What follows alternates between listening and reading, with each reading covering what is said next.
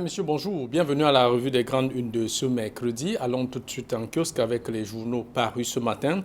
On commence par le quotidien La Nouvelle Expression qui met en sa une modification du code électoral. La société civile dénonce. La plateforme de la société civile pour la démocratie au Cameroun fait remarquer que l'institution Elections Cameroun n'a aucune compétence pour modifier le code électoral, écrit à une entourloupe du pouvoir de Yaoundé, écrit le journal.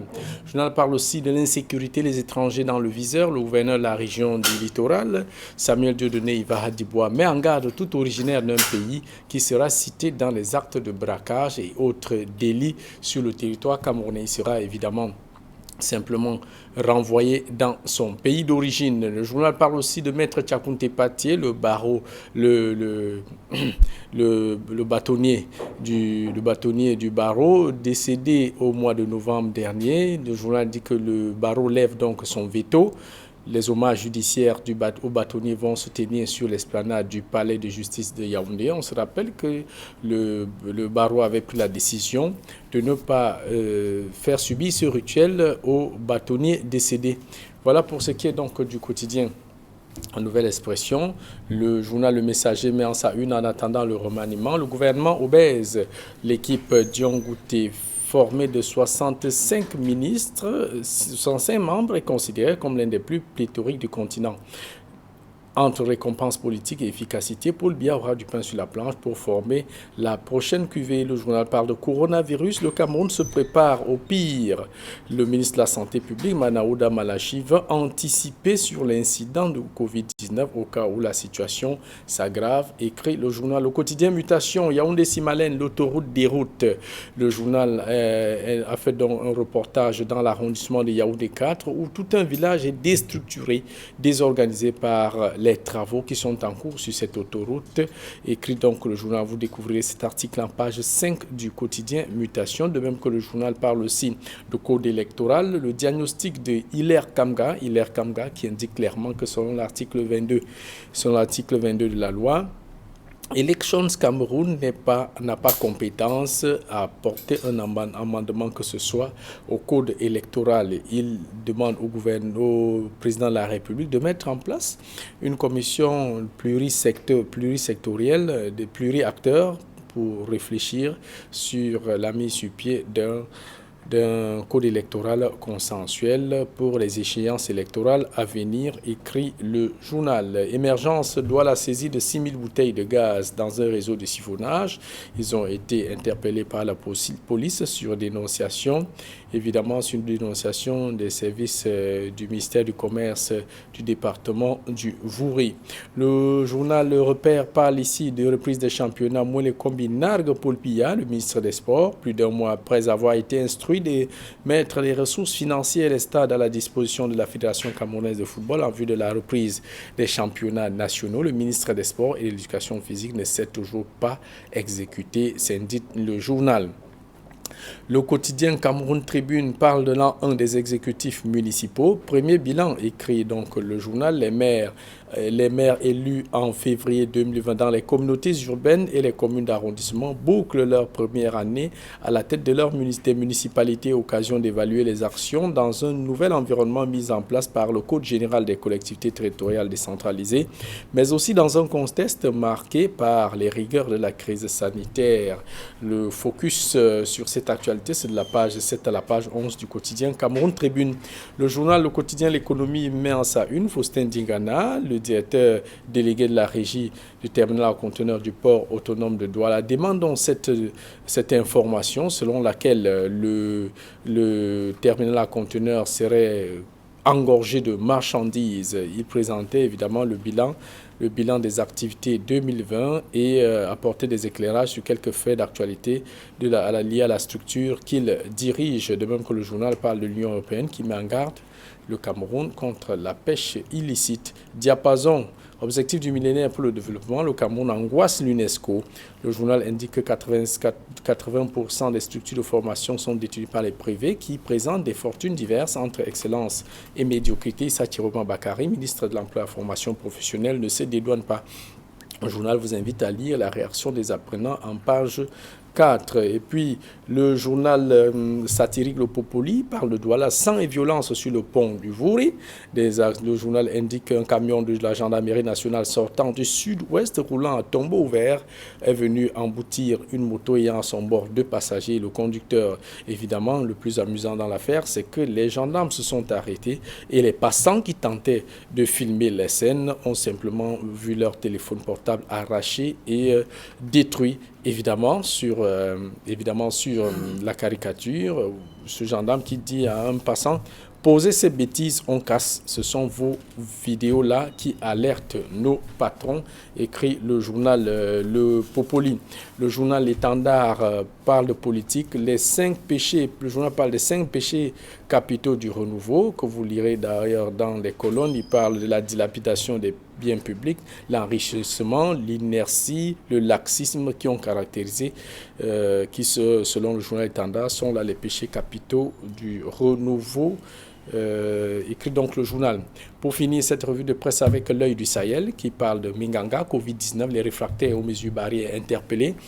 Le sous-préfet de Minganga, Max Bella, a entrepris donc de faire interpeller toute personne, tout citoyen de sa localité, de sa zone de compétence qui ne respecterait pas les mesures barrières, sont systématiquement conduits dans une unité de gendarmerie ou de police pour répondre de ces manquements dans un contexte où la résurgence du coronavirus avec plusieurs variantes sont plus que jamais d'actualité au Cameroun. Le journal parle aussi de Yaoundé, terrorisme accusé à tort. Il recouvre la liberté 6 ans après.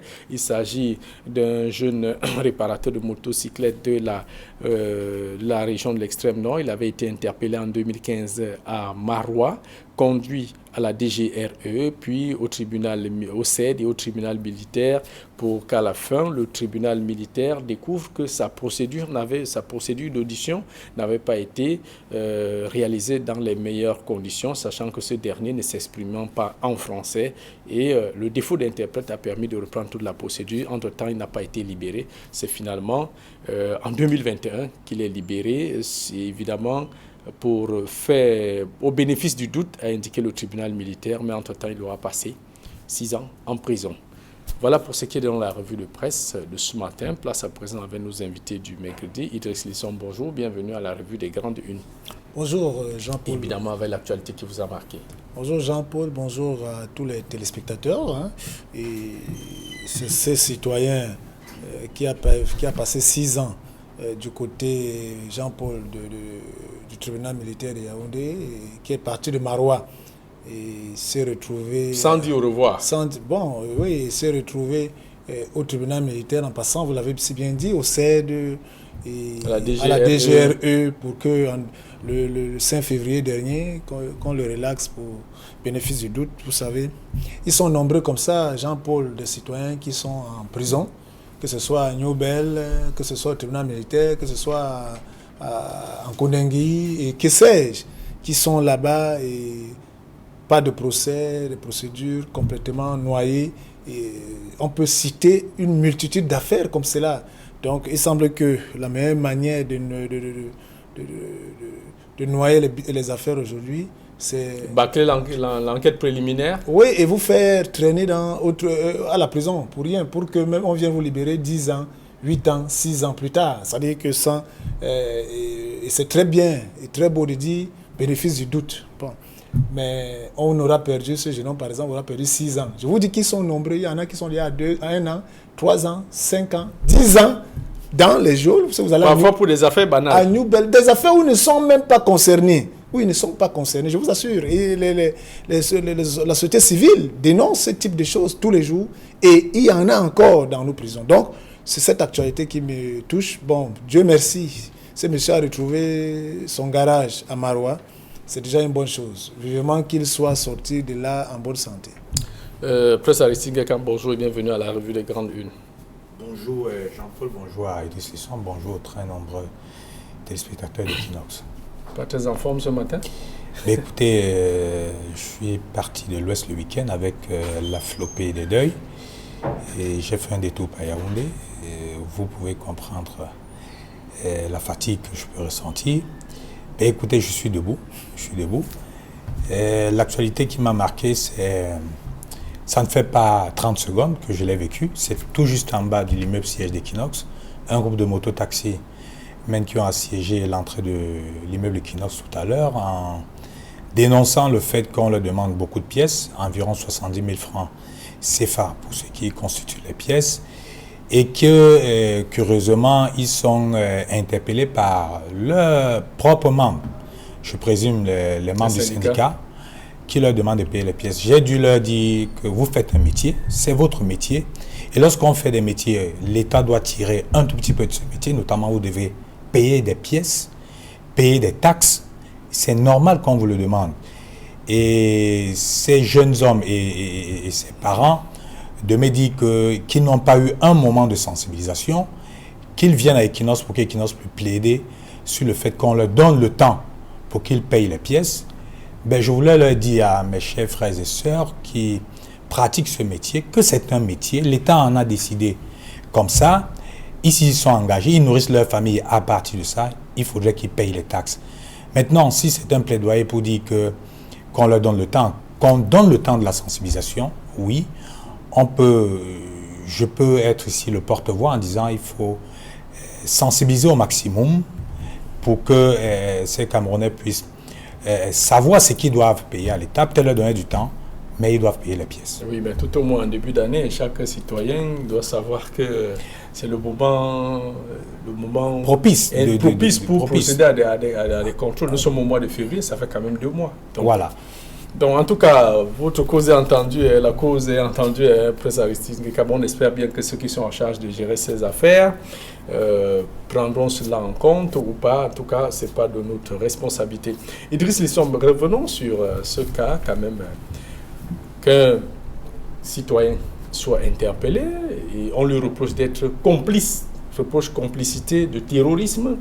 Il est embarqué au camp militaire de Salak, puis la DGRE où il passe des mois, après tribunal militaire, après le CED, secrétariat d'État à la Défense, après tribunal militaire pour qu'on aille constater. Après de nombreux mois, il avait été interpellé en 2015 pour qu'on ouvre le procès, la première audience en 2018 et qu'après 20 renvois, le tribunal militaire constate que le procès verbal d'audition a été rédigé sans qu'on ait pris en compte le fait que sans qu'on ait pris en compte, sans qu'on ait assisté, qu'on ait fait assister le prévenu d'un interprète.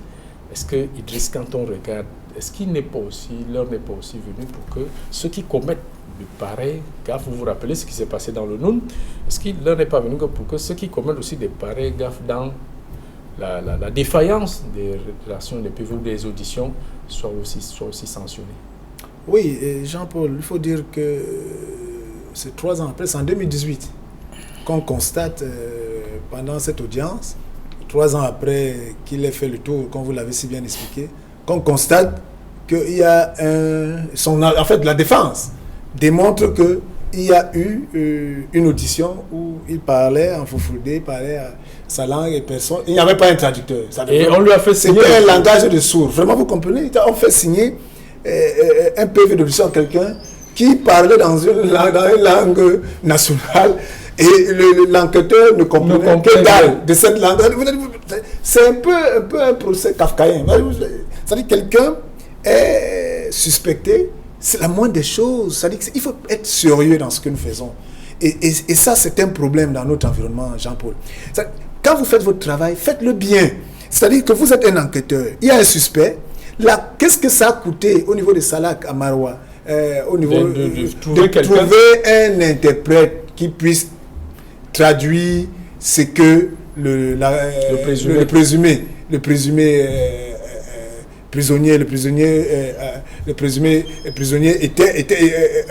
disait dans sa déclaration. Donc vous voyez que nous sommes là à une question de manque de sérieux. Voilà un manque de sérieux, une négligence, une légèreté qui a conduit à 6 ans de la vie de quelqu'un, 6 ans mis sous les témoins, 6 ans mis entre parenthèses. Et abandonnant sa famille.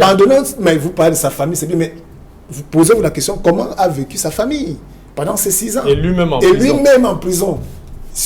un moment, si peut-être quelque chose lui arrivait dans cette prison et qu'il perdait l'avion, on aurait, où est-ce que nous en serions? Donc vous voyez que dans les actes, en fait la leçon à tirer par rapport à cet article de l'Heure du Sahel est que il faut bien faire son boulot. Vous êtes un enquêteur. Sachant que vous engagez la vie de quelqu'un. Mais je vous ai dit tout à l'heure à l'entame qu'il y en a, Jean-Paul, dans nos prisons, qui sont des présumés innocents, des présumés coupables, et qui sont là pour des affaires où ils ne sont même pas, ils ne devaient pas y être. Ils ne devaient pas y être. Je vous dis qu'il n'y en a pas un, il n'y en a pas 10, il y en a des. Si vous prenez l'affaire Bissek, par exemple, vous avez trouvé dans cette affaire-là qu'il y a des gens qui sont en détention. En détention là-bas à Newbel, alors qu'ils n'ont même rien à voir avec tout ce que cela concerne. Ça, je vous le dis. Et depuis, l'affaire est bâclée, ça a arrêté à la Cour suprême. Tout le monde, et ça que ça rend certain qu'on ne parle pas de cela. Donc, en fait, on utilise désormais les procédures judiciaires pour pouvoir soit démontrer sa superpuissance, soit à cause des fautes professionnelles de ces enquêteurs et des OPJ qui sont quand même des gens qualifiés, qui savent de quoi il s'agit, c'est leur métier, c'est les professionnels. C'est une grossière incompétence qui devrait être véritablement censurée. Bon, moi je dis ici, Dieu merci, ce monsieur peut... bon, on a dit, vous savez, la sentence, on trouve que... Bon, il n'y a pas, ça dit, il n'est pas blanchi en tant que tel. On trouve que bon, il n'y a pas assez de preuves pour pouvoir l'inculper, mais ça veut dire qu'il est quand même, il y a quand même des choses. Mais je pense que la société civile peut prendre ce genre d'affaires pour pouvoir amener, parce que ça va aider les OPG à bien faire leur travail, ça va aider en fait chacun dans la chaîne à pouvoir faire son. Il faut aussi profiter pour dénoncer ce cas qui s'est passé à la brigade de gendarmerie de Koulouloun, où quelqu'un est interpellé parce qu'une fillette, la veille, lui avait sollicité son aide. Elle a passé la nuit chez lui, il ne lui a rien fait. Les parents sont allés se plaindre à la brigade. La fille est venue, elle a indiqué que le concerné ne l'a pas touché, ne lui a rien fait. On a relaxé la fille, mais le jeune homme, on a refusé de le relaxer. Et de temps en temps, il y a une enquête, une gendarme qui vient lui dire « Monsieur, vous allez aller en prison, il faut donner 50 000 ». Au point où il s'est trouvé sous la pression, il a fait appel à sa famille, on a de l'argent. Donc ce sont de telles pratiques comme ce que vous indiquez là, Idriss. Président Aristide Ngekab, lorsque on vous paie 7 ans de votre vie, qui paye? Est-ce qu'on ne devrait pas vous dédommager comme ça se fait ailleurs? Mais c'est l'État qui devrait le faire. C'est de la responsabilité de l'État parce que vous êtes victime des failles d'un système, notamment du système judiciaire et de toute sa chaîne. C'est quand même une faille grossière. Oui, c'est une faille grossière. Et on le vit. Même d'ailleurs assez banal. Exactement. On a l'habitude de le vivre dans notre système judiciaire. Ce n'est pas une particularité camerounaise. Mais je dirais, pour revenir au Cameroun, sur le cas d'espèce, on parle d'interprétariat. Dans toutes les juridictions, nous assistons souvent aux interprètes, la présence d'interprètes, pour que le juge, que ce soit le juge ou alors les OPJ, puissent cerner véritablement le problème qui est posé ou alors la cause qui est jugée. Donc, c'est une responsabilité, c'est de la responsabilité de tous les membres de la chaîne judiciaire qui ont travaillé sur ce dossier, notamment l'OPJ qui est en charge d'auditionner, entre guillemets, ce prévenu qui a été heureusement déclaré non coupable. C'est de sa responsabilité, c'est de la responsabilité de toute cette équipe qui a mené cette enquête et perdre 7 ans de vie à un homme qui malheureusement un jour de sa vie a été happé et envoyé dans un camp militaire. On vous dit, monsieur, mon cher, monsieur, vous ne dites pas la vérité. Voilà, on va vous envoyer en prison. Et subir des tortures, pourquoi pas. Nous avons vu, il y a une vidéo qui a fuité sur Maître Harissou, lors de l'audition de Maître Harissou à la DGRE. Et c'est là où ça dit que pendant votre audition, ce sont des techniques d'audition, d'interrogatoire, on vous pose peut-être une question 15 fois, peut-être en changeant uniquement les thèmes, en changeant les agents pour vous auditionner, en vous menaçant pratiquement, en prétestant qu'on a une certaine information, une grosse partie d'une certaine information sur vous, et que vous deviez simplement collaborer ou alors compléter. Donc, il y a plusieurs différentes techniques qui sont utilisées, mais ce qu'il faut dénoncer ici, c'est que l'esprit de l'article, ou alors le prétexte de cet article, c'est que les agents que ce soit les OPJ, les agents dans nos commissariats et nos unités de gendarmerie, et même dans la chaîne judiciaire, doivent faire attention. Lorsque vous avez, excusez-moi, un analphabète, parce que ce n'est pas un péché, un analphabète en face de vous et qui parle sa langue maternelle. Il est analphabète en français. Oui, en français. C'est ce que je dis. Voilà, c'est pour ça que j'ai dit, c'est pas un péché. Et donc, je dis, il faut requérir, et la loi le permet. Le même cas la loi le permet. Exactement. La loi le permet. Pour nous qui assistons souvent les affaires dans des tribunaux, dans nos petits contrées, tout à fait. Que ce soit, la présence de elle est très importante. Inévitable. Inévitable. Donc, je pense que il faut. Et les affaires sont généralement renvoyées si l'interprète est exactement, disponible. Exactement. Donc, il faut féliciter l'œil du Sahel d'avoir soulevé ce type de problème pour interpeller, non seulement pour interpeller nos OPJ et nos OPJ, mais aussi pour interpeller toute la chaîne judiciaire d'être sérieux dans leur travail pour éviter ce type de tort. Pour éviter de causer ce type de tort irréparable. Je dis bien irréparable parce que on a beau vous donner de l'argent, mais ça ne remplacera pas le manque à gagner que vous avez vécu pendant ces 7 ans. Puisqu'il est de coutume que généralement, lorsque l'enquête préliminaire parvient au juge d'instruction, s'il est mal ficelé, le juge le renvoie encore au niveau de l'unité de gendarmerie de police. Ben, on ne sait pas ce qui s'est passé avec le cas du jeune Hassan Gréma. En tout cas, il est en liberté. On prie aussi pour que beaucoup qui sont dans sa situation puissent s'en sortir.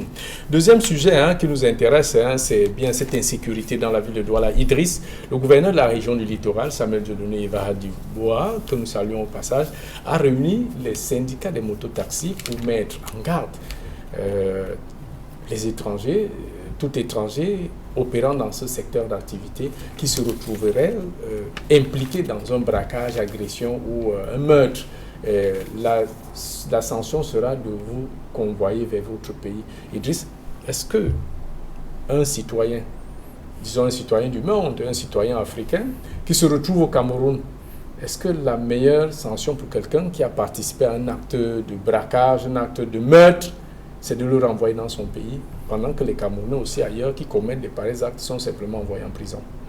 Bon, Jean-Paul, il faut dire que peut-être parce que les prisons sont bondées, vous savez, les prisons sont tellement bondées, il manque d'espace. C'est la surpopulation carcérale. Ça, et peut-être que le gouverneur pense que la meilleure option, c'est de conduire ces personnes, ces malfrats, hors de nos frontières. Mais il faut relever tout simplement que, en fait, ce compte rendu de la nouvelle expression nous permet de déceler que des chiffres qui parlent. C'est-à-dire qu'on parle de près de centaines de milliers, 200 milliers de mototaxis qui sont des étrangers. Parce que c'est très grave. C'est-à-dire que nous avons des mototaxis, par exemple, dans la ville de Douala. C'est-à-dire qu'il y en a, donc près de 50 à 60% de ces mototaxis sont des étrangers. Et vous savez que quand le gouverneur tient une réunion de sécurité, c'est parce qu'il a des remontées. Il a tous les détails. Donc en fait, ça veut dire que tous ceux qui sont concernés dans des agressions, dans le pont de l'aéroport par exemple, et tout ça, donc on constate que sur tous ceux qui sont pris, près de 80% sont des étrangers. Alors c'est un problème. C'est un problème, Jean-Paul. Donc moi je pense que le gouverneur, là il a mobilisé les syndicalistes. Quand vous voyez tout à l'heure, le président Stingékan disait qu'il y a les mototaxis qui sont arrivés à l'entrée d'Equinox là et tout. Donc vous voyez qu'on a fait tellement on a fait la tolérance administrative, fait de telle sorte que ce qui est même l'écart est devenu la norme. C'est-à-dire qu'en fait, c'est ça le problème chez nous. L'écart est finalement devenu la norme. Donc, voilà ceux qui sont venus à Equinox là, ce matin-là, pour pouvoir demander qui est. Ceux-là sont de bonne foi. Ceux-là même vont payer les papiers. Je vous assure, Jean-Paul, il y en a des mototaximens qui sont réglo. Mais je vous dis qu'ils sont une infime minorité. Tout à fait. Une infime minorité. Et ceux-là, c'est pour ça qu'il faut que le syndicat de mototaxis se mette au travail. Parce qu'il ne faut pas que le syndicat soit seulement cette structure où on a une équipe, un bureau qui demande l'argent et qui sort pour frapper les membres. Et le premier élément du syndicat, Jean-Paul, c'est l'éducation. Ça veut dire que les syndicats doivent former leurs membres. C'est-à-dire que et si le syndicat formait les membres, Les syndicats de moto-taxi faisaient même le recensement. Comme ils ont carrefour par carrefour, pôle par pôle. Mais on devait savoir qui est qui. Parce que quand on avait institué le fait de mettre des chasubles, c'était des chasubles, c'est-à-dire que vous avez des chasubles avec un dossier. On sait qui vous êtes, où vous habitez, un contact. C'est de ça qu'il est question. Mais on a laissé passer et maintenant la situation est catastrophique. Et je vous dis que ceux-là qui ne sont pas des Camerounais, un, ils n'ont pas de domicile, deux, ils n'ont pas de pièces d'identité. Ils dorment dans les stations-service. Et c'est eux qui sont violents. Et ils sont shootés à tout moment. Moi, j'ai rencontré un il y a 2 semaines, comme ça, qui ne savait ni parler français, ni parler pidgin. Et il est là, et je vous assure que c'était une histoire à voir avec. Et ils sont nombreux comme ça. Et quand vous le voyez, vous voyez qu'il n'est pas camerounais. Il ne parle ni français, ni pidgin. Mais il vous parle une langue que je ne comprends pas. Et il est sur une moto. Et si par malheur vous montez de sa moto, c'est vous qui devenez celui qui dit qu'il me faut aller à gauche d'un PC. Et il n'est pas seul, ils sont des dizaines, ils sont des milliers. Ce n'est pas normal, ce n'est pas sérieux. Ce n'est pas sérieux du tout. Donc, les syndicalistes ont du pain sur la planche. Et là, on espère simplement que le gouverneur ne va pas s'arrêter à cette réunion de sécurité. Parce que vous savez, le problème chez nous, c'est qu'on prend toutes de bonnes mesures, des bonnes résolutions, mais il faut accompagner ces syndicalistes dans ce travail. C'est vrai, avant de passer à la répression, il faut toujours l'éducation, la sensibilisation et donner un timing, après maintenant passer à la répression. En tout cas, on fait confiance au gouverneur de la région littorale. Lorsque les délinquances urbaines avaient commencé dans les quartiers Nouvelle, le gouverneur d'un ton très ferme avait dit que ça va s'arrêter et on ose croire que ça s'est arrêté. Il a pris des mesures drastiques, même s'il ne communique pas toujours là-dessus. Même si les microbes continuent de temps en temps.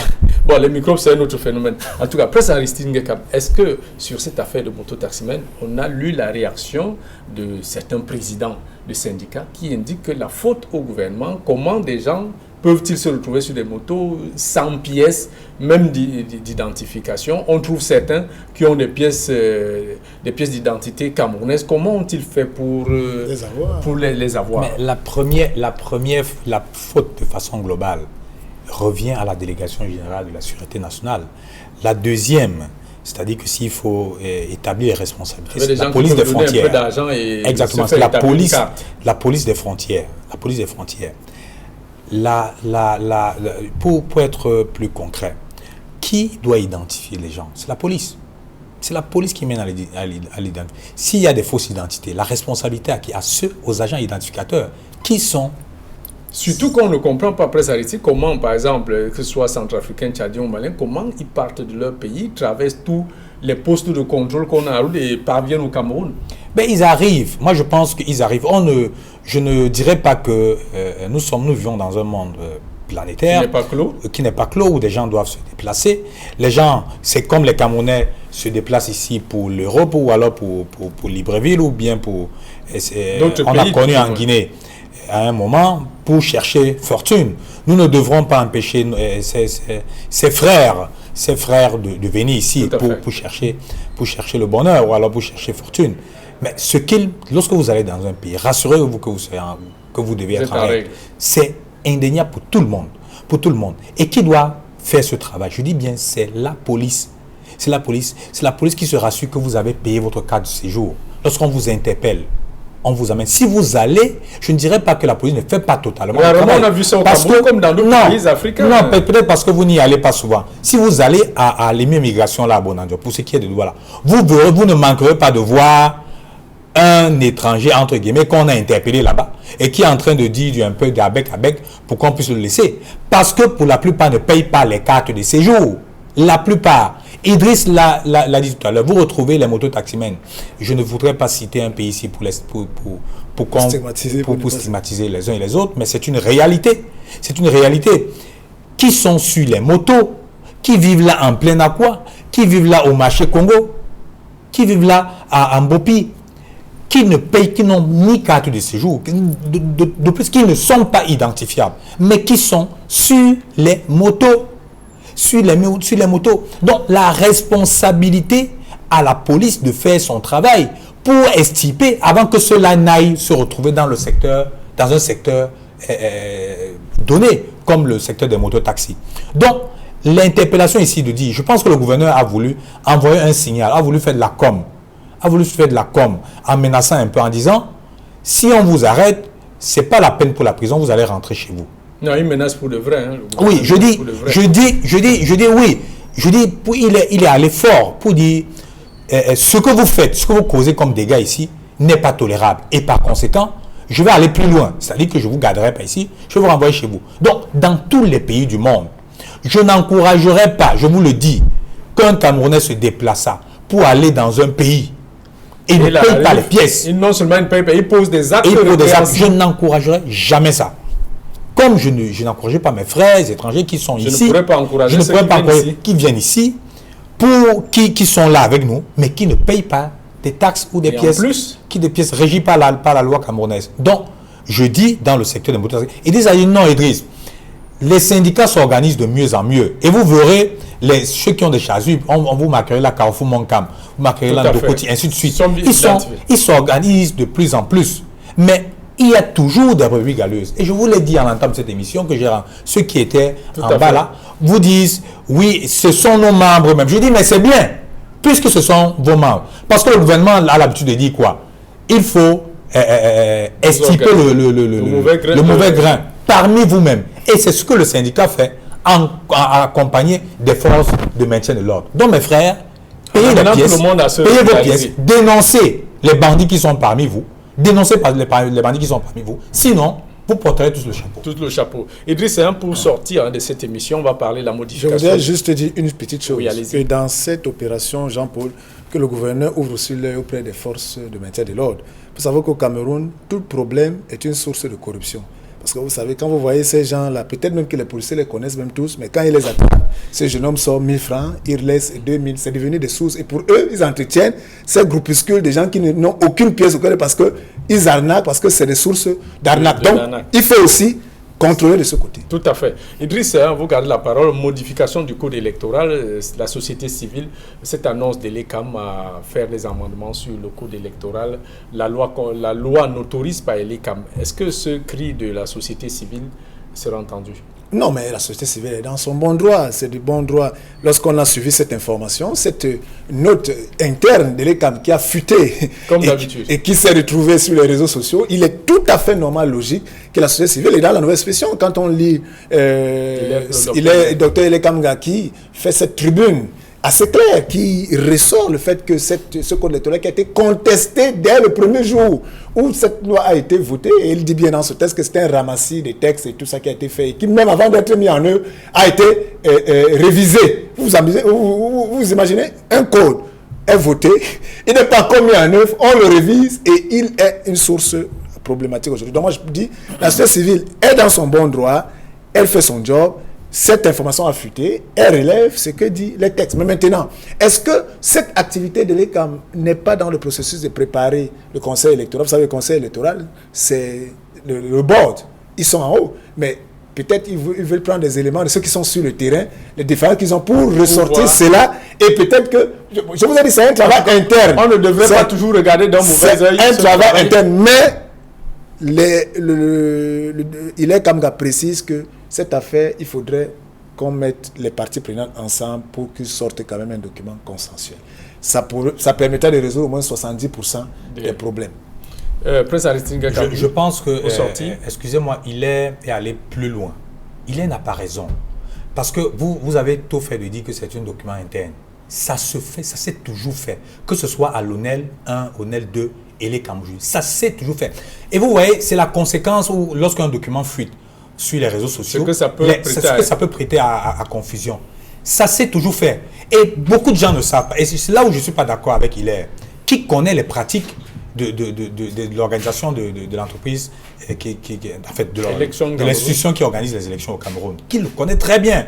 Je le dis pourquoi. Parce que c'est un document interne. Ça dit que c'est un patron qui envoie une correspondance à ses collaborateurs, relever les impairs ou alors les imperfections sur le terrain. Vous les envoyez et à la fin, Idriss, on sort un document. Une sorte de rapport. Une sorte de rapport. Et je vous envoie lire. Qui sait et que beaucoup de Camerounais ne lisent pas. Je vous envoie lire ces documents-là. J'ai lu les documents de ONEL 1 et ONEL 2. Mais ces agents, que ce soit de l'ECAM, disent réellement ce qui se passe sur le terrain. Sans fioriture. C'est le gouvernement qui ne prend pas souvent acte de ça pour changer. Je vous le dis. Si vous lisez ces rapports, Idriss, vous vous demanderez si ce sont les Camerounais qui l'ont fait. Ils sont dans son bon droit de profiter de cette fuite. Non, je dis, il le sait. Pour quelqu'un d'avisé, je présume qu'il a profité pour faire une communication. Tout à fait. Mais je dis, le directeur général Eric Issous est dans son rôle. Ça s'est toujours fait comme ça. C'est pour renseigner la hiérarchie afin qu'elle puisse prendre ses responsabilités. Merci Pierre Prince Aristide Ngekam, directeur de publication de Forum Libre. Merci à Idriss Lissom, directeur de publication de Com News. C'était tout pour cette édition de la revue des Grandes Unes. Le gendarme de l'antenne est déjà là. Carlos Minoué, restez scotché sur les programmes d'Equinox Télévision. 10-12 le Zénith, c'est dans quelques instants.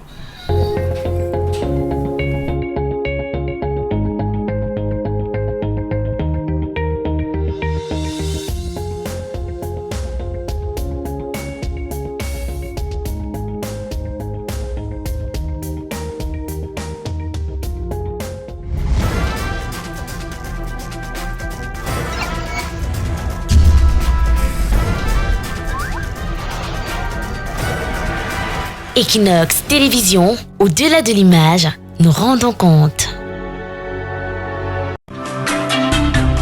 De lundi à vendredi sur Equinox Télévision. 10-12, le Zénith, le talk show qui traite des sujets qui font l'actualité au Cameroun et dans le monde. Pourquoi continuons-nous à ne pas